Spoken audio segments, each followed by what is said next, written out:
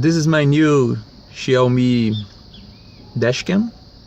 In this video I'm going to show you how I managed to fix it on my windshield. There are a lot of ways to do it.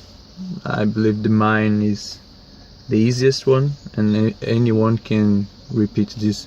I actually used a neodymium magnet from a hard drive, right? And I just glued it here, one here and one there on the windshield. So when I want to remove it from the direct sunlight, I just come here and pull it off.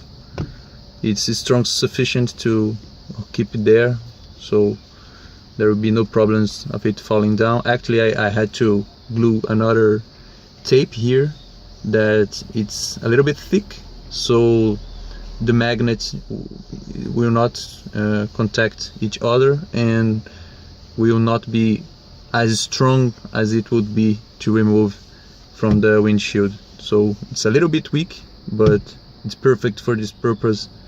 So I just connect here and then connect the power supply. Actually, I'm going to buy a magnetic cable for that also, so I just get the cable and boop, it connects magnetically. So if you're trying to stick this on your windshield, I suggest you doing this, so it's easy to remove. You can remove it from the direct sunlight that it might receive if you leave it there. That's it.